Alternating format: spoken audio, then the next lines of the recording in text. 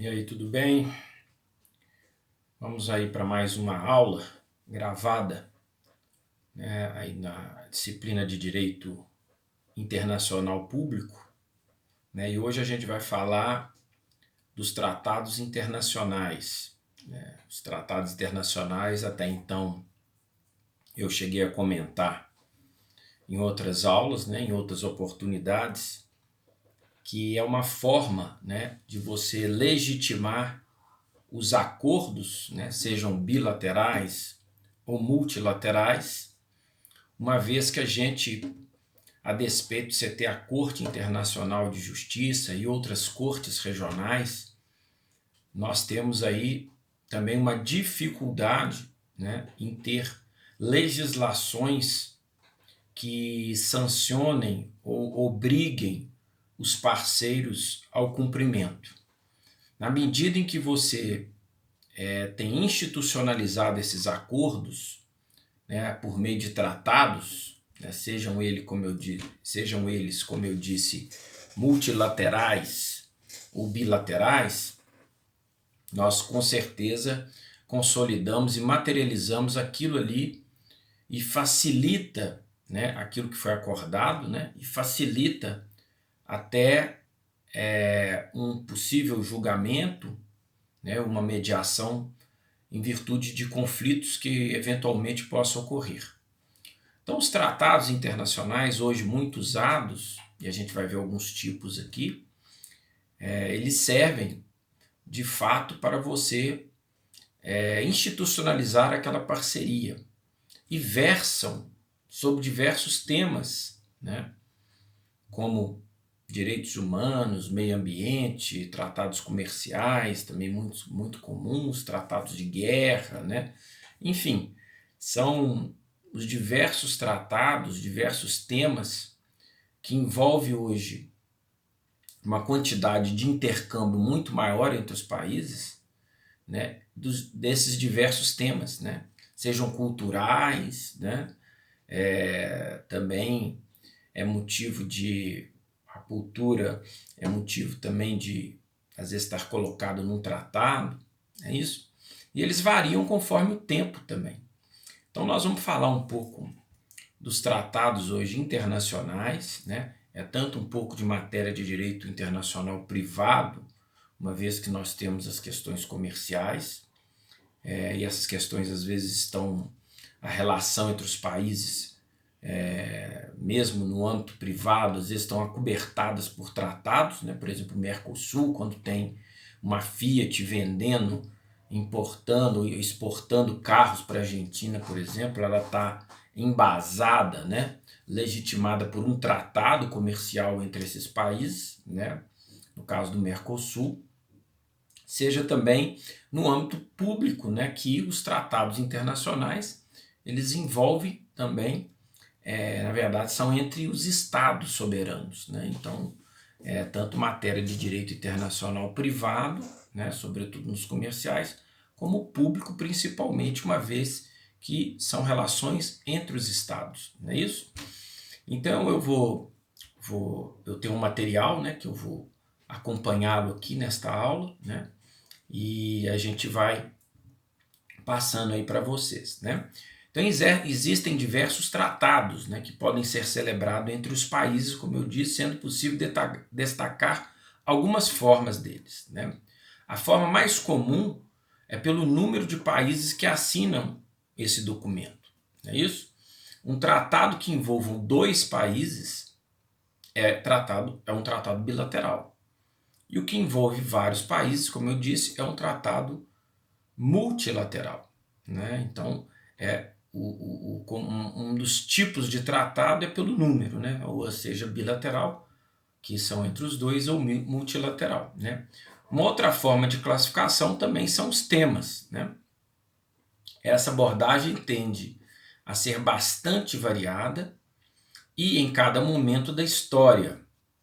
É possível identificar tendências que promovem a predominância de determinados tipos de tratados.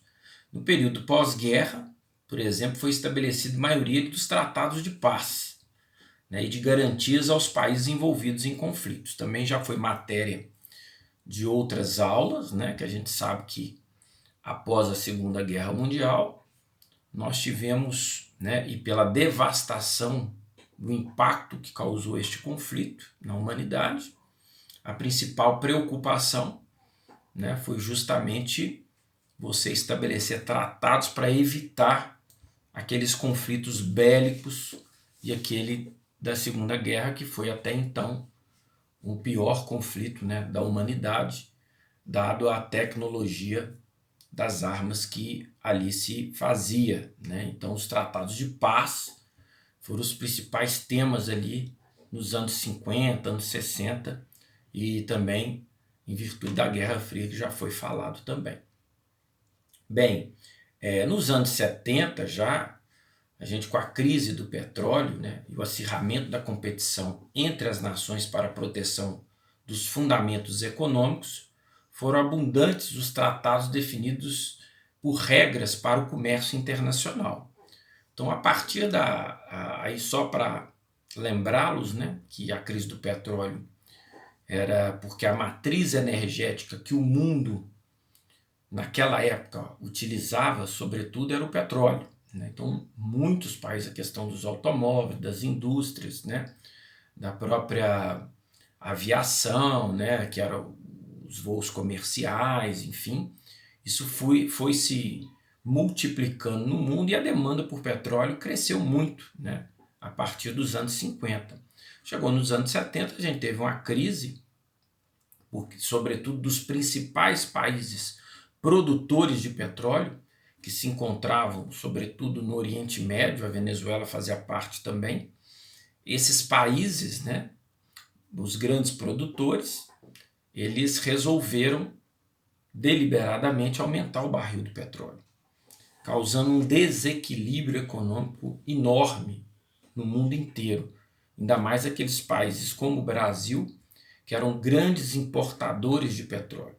Então não tinha condição de você mudar uma matriz energética, né, em pouco tempo. Ou seja, os países e o Brasil era dependente daquele petróleo. Eu precisava importar petróleo, que, como eu disse, escolheu a matriz energética com base no petróleo. Resultado disso, teve que comprar, né, e comprou mais caro. Isso endividou o país, né, desvalorizou a moeda e nós tivemos uma grande crise nos anos 80. Né? Os dois choques do petróleo foram em 73 e 1979. Para que não houvesse uma dependência tão grande, houve um desenvolvimento de tratados internacionais mais voltados para as relações comerciais a partir desta década. Né? Por isso que os temas são variados. Né? Mais recentemente, também depois da Segunda Guerra Mundial, nós tivemos também muitos tratados e cartas e acordos voltados para as questões humanitárias. Né? Isso foi se desenvolvendo também no decorrer dos anos. Né? Nos anos 70, mais recente, aí mais nos anos 80, né? 80, 90, mas 80, final de 70 para 80, já se começou a ter a grande preocupação de sustentabilidade, né? Quer dizer, as questões ambientais. Aí vieram as grandes conferências, Eco 92 aqui no Rio, enfim, né? Recorrentemente temos grandes tratados multilaterais para a preservação do meio ambiente ou a garantia da sustentabilidade, ou seja, o crescimento econômico mantendo os nossos recursos naturais. Então a palavra sustentabilidade ou crescimento sustentável ou desenvolvimento sustentável, tudo isso ganhou muita força a partir dos anos 90. Né? E então, no decorrer dos anos e das décadas, esses tratados, né, temáticos, que são uma forma de classificação, ganham também notoriedade. Não é isso? Uma outra forma possível de classificação é relacionada aos procedimentos necessários para a vigência dos tratados. Em algumas nações, com destaque para a Índia, o agente plenipotenciário, né, quer dizer que tem pleno poder para estabelecer os tratados, tem poder de ratificar alguns tipos de tratados internacionais, sem a necessidade de passar pelo poder legislativo, por exemplo, né? Então esse plenipotenciário, né, que é o que tem plenos poderes, potencial para ratificar tratados, também isso muda, né? A vigência desses tratados, ou seja, os anos que eles vão vigorar, 20, 30, 40, 50 anos, quer dizer, podendo ser renovável. E muitos tratados, gente, eles são revistos, né? Porque o tratado entre países, eles não são tratados de curtíssimo prazo, né? Eles são tratados porque geralmente envolve grandes investimentos ou grandes mudanças na sua estrutura, e conforme estas mudanças elas se dão, né, ao longo do tempo. Então os tratados normalmente demoram muito, às vezes a negociação, né, porque um tratado primeiro, gente, qualquer política pública, eu considero um tratado internacional uma política pública internacional, desculpe, eles são complexos, né? Eles são complexos, eles envolvem, né, uma série de negociações e tempo para que isso seja acordado, né? E a gente pode perceber que isso demanda também a vontade política, né? E também saber o alinhamento político e muitas vezes até ideológico, né, daquele país para fazer o tratado, né? Vide os Estados Unidos, né? O Obama celebrou um tratado, né, em que priorizava e colocava metas, por exemplo, de combate à poluição no seu país, metas de emissão do carbono, né, quer dizer, obviamente reduzindo ao longo do tempo, o Tratado de Paris, né? E o Donald Trump, ele foi simplesmente, como é possível, né, o tratado, você pode ser signatário ou não, não há uma obrigatoriedade para isso, ele rompeu logo após que ganhou a eleição. Então, os tratados, de certa forma, têm sim relação com as questões políticas, né? Isso é um dos mais fortes componentes para você celebrar um tratado. E ele, dentro desse exemplo que eu estou falando, ele rompeu, né? Não aceitando, isso foi até uma das suas plataformas de governo. E agora nós temos o Biden, né? O governo americano, em que voltou, né, a fazer parte desses acordos. Então, um período aí de 12 anos, né, nós tivemos duas mudanças por questões políticas ideológicas. Então, às vezes você tem acesso com um presidente ou um chefe de Estado, uma ideia alinhada, e a partir do momento que se muda esse chefe de Estado, você pode ter um rompimento, né? Bolsonaro a mesma coisa, enfim, né? E as eleições não são, obviamente, convergentes, né? Elas não são ao mesmo tempo, então você tem alternâncias de governo em países diferentes. Então, aquilo que você acordou com um, pode ser que passe 2 anos, 1 ano, você tem que acordar de novo ou simplesmente cancelar, né?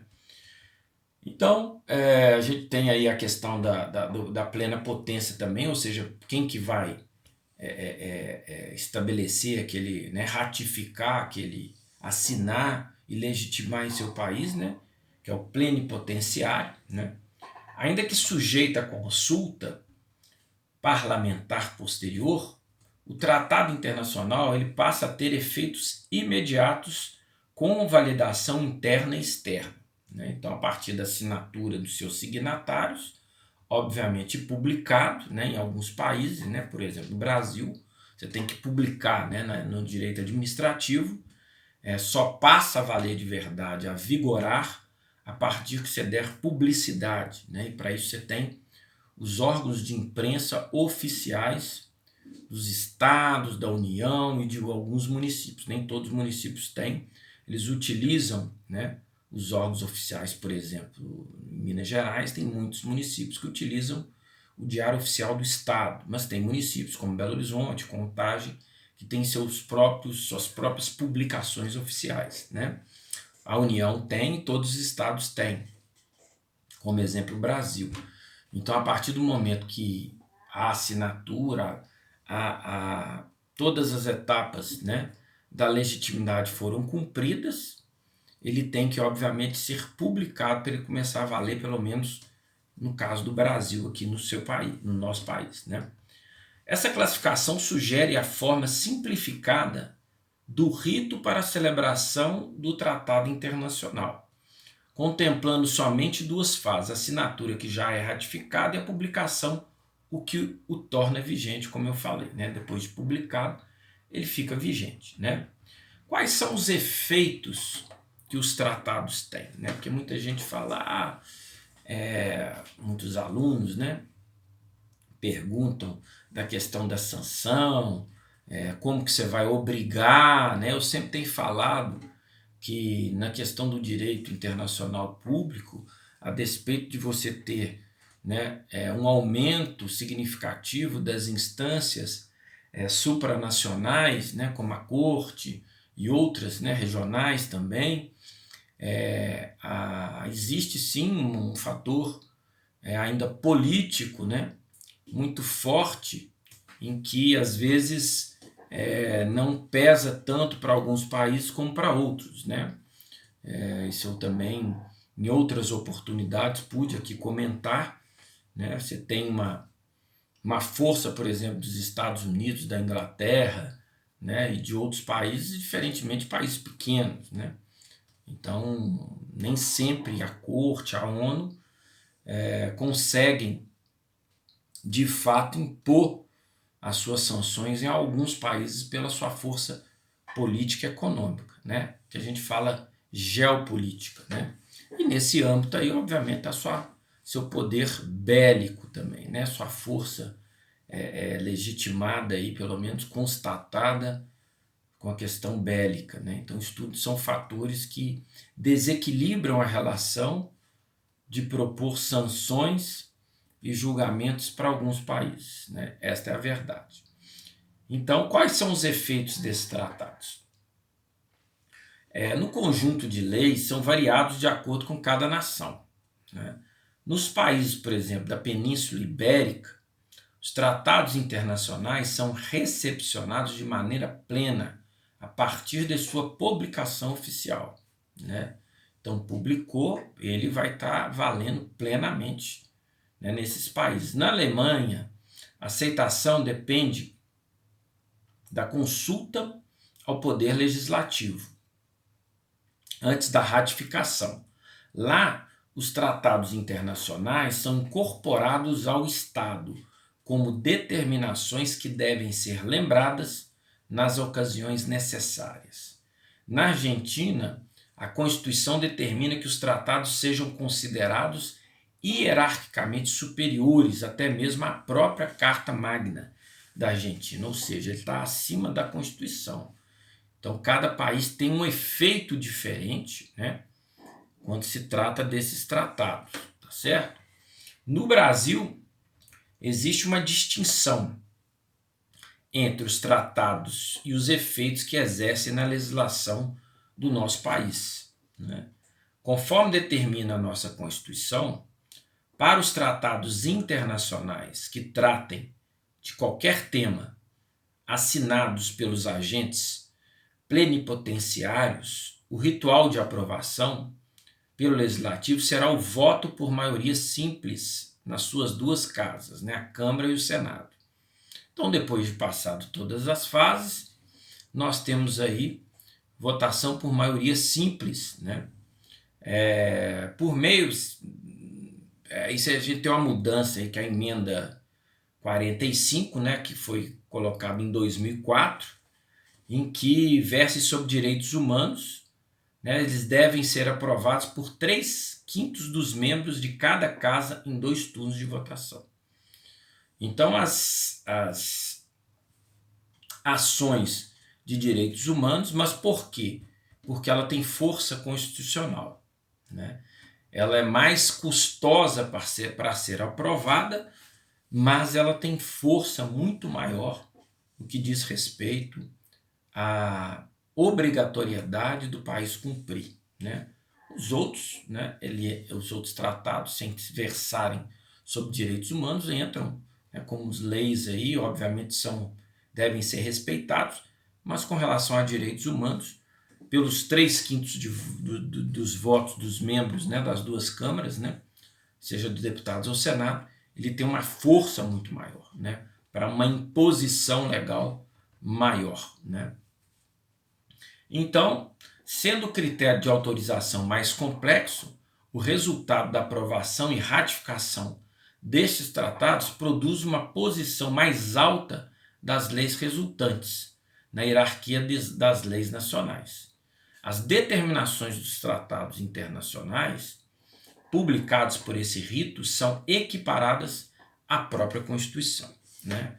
Então, isso é bem importante a gente frisar que no Brasil, né, um tratado ele tem uma força muito grande, né?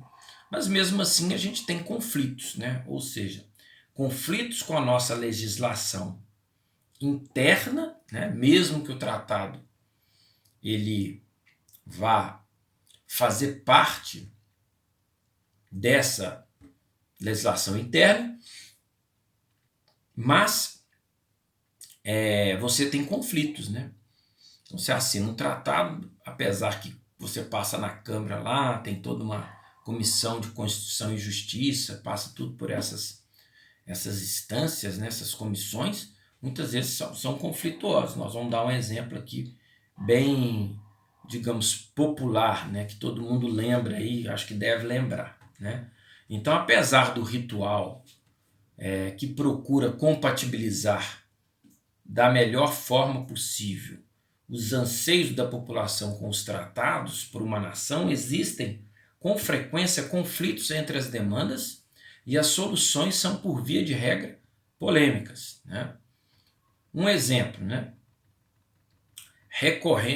Um exemplo recente, né, do conflito que aconteceu nas eleições presidenciais de 2018, essa última agora, quando a candidatura do ex-presidente Lula foi rejeitada com base na lei da ficha limpa. Bem, esse projeto, né, entre outros juristas, né, o texto original contou com 1.600.000 assinaturas dos cidadãos pedindo uma política mais justa e idônea na época. Isso foi, né, a lei da ficha limpa capitaneada pela igreja e ela virou um projeto popular, né, um projeto de lei de ação popular e que redundou na lei da ficha limpa. Isso há mais tempo, né? 2018 foi só o caso, né? Aprovada pela Câmara e pelo Senado com sanção presidencial, a promulgação da lei foi louvada como marco da história da nação. Inclusive foi o Lula, né, que sancionou essa lei quando ele era presidente, certo? E o ponto polêmico da sua aplicação, contudo, é a determinação de tornar inelegível por 8 anos um candidato que for condenado em segunda instância por órgão colegiado, mesmo que ainda exista a possibilidade de recurso, né? Foi o que aconteceu. Lula foi condenado e ele perdeu o direito da disputa, né, da eleição. Em oposição a essa determinação, em 92 foi assinado o Tratado de San José, né, ratificado pelo Brasil naquele ano de 92. Definiu que só pode ser impedida a candidatura de um cidadão que esgotou todos os recursos possíveis de se defender, né? Aí vem um conflito, né, que é até o conflito da Constituição, que gerou, né, muita polêmica no julgamento, né, e se ele era elegível ou não, porque não acabou todas as fases recursais, enfim, teve toda aquela discussão que com certeza vocês acompanharam, né, no Brasil, né? Mas tinha um tratado. Se ele tem força constitucional, né, caberia a interpretação aí se feriu ou não, né? A decisão final sobre o assunto coube ao Tribunal Superior Eleitoral, que julgou por 6 votos a 1 pela inelegibilidade do candidato, promovendo os efeitos da lei local em detrimento do tratado internacional, né? Mas há quem diga também que fala que as fases foram, né, até a segunda instância foram cumpridas, né, que ele teve direito em todas as fases recursais. Mas a Constituição não fala assim, segundo outros especialistas. E aí foi um jogo de interpretações que, convenhamos, né, como a gente está vendo aí constantemente na nossa justiça, existe um componente também político, né, que direciona, né, parcialmente algumas decisões. Não estou dizendo que essa foi certa ou errada, né? Claro, cada um tem sua opinião, mas àquela época existia um clamor muito grande pela condenação do ex-presidente, né? Isso pode ter de fato influenciado nas decisões, né, que culminaram com os 6 votos a 1, não é isso? Então poderá também ocorrer a cassação da vigência de um tratado ou suspensão da aplicação como consequência da sua violação. Exemplo recente dessa situação é o conflito entre Estados Unidos e a Rússia, em torno do Tratado de Forças Nucleares de Alcance Intermediário, conhecido como Tratado INF, né, que é uma sigla aí em inglês. O tratado foi firmado em 1987 pelo presidente Reagan e pelo secretário-geral soviético Gorbachev, e previa a eliminação dos mísseis balísticos e de cruzeiro, nucleares ou convencionais cujo alcance estivesse entre 500 e 5.500 quilômetros. Então era ali já o prenúncio, né, do término da Guerra Fria, né, que se culminou em 1990, mas ali era porque, né, os países estavam totalmente armados, né, com mísseis de grande alcance, armas muito destrutivas, e aí esse tratado ele foi colocado aí entre esses dois países, que eram as duas grandes potências, né? Ocidental e oriental, os dois países mais fortes, os principais vencedores da Segunda Guerra, e tudo o que já foi, né, comentado em outras oportunidades. Não é isso?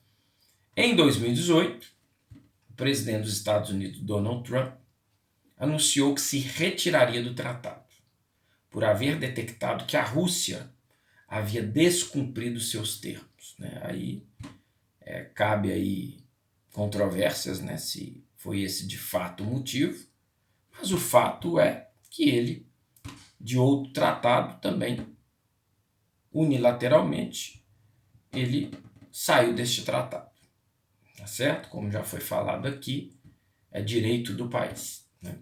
Em meio às acusações trocadas entre Estados Unidos e União Soviética, o efeito prático da cessão da vigência do tratado é o retorno da corrida armamentista, que durante muitos anos foi combatida pelos líderes mundiais, né?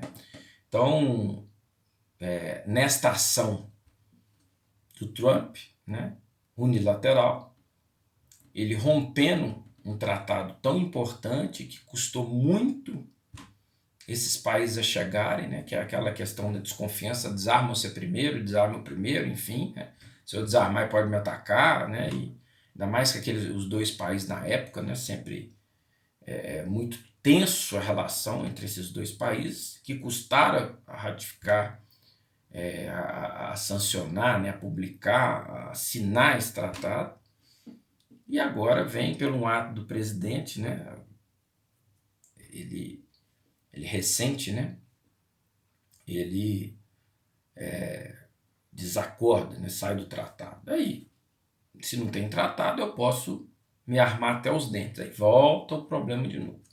Mas enfim, acho que a situação é um pouco diferente do que do fim da da Segunda Guerra Mundial, né? O que é ratificação de um tratado? A fase de ratificação do tratado internacional é o responsável por internalizar os termos do texto no direito nacional dos países signatários, ao mesmo tempo em que confere validade no âmbito internacional, né? Então, está ratificando, eu vou internalizar. No caso do Brasil, né, tem grande força constitucional. Em outros países você tem internalizações, né, hierarquias de lei diferentes do que no Brasil, por exemplo, né? Apesar de ainda ser de competência do Poder Executivo, a ratificação somente pode ser levada a cabo se for autorizada pelo Poder Legislativo nas duas casas, como foi falado, tanto na Câmara como no Senado. A rejeição é possível se, durante, né, o trâmite das aprovações, não houver a aceitação dos deputados ou senadores. Nesse caso, o presidente da República, mesmo sendo um agente plenipotenciário, não poderá ratificar o tratado internacional. Em uma situação mais extrema, mais possível, ainda que autorizado pelo Poder Legislativo, o presidente da República poderá se recusar a ratificar o tratado e, nesse caso também, o documento não produzirá efeito, né? Então, são as formas aí de ratificação. Eu vou fechar essa primeira parte pelo tamanho do vídeo aqui e a gente volta depois falando de tratados internacionais também. Um abraço.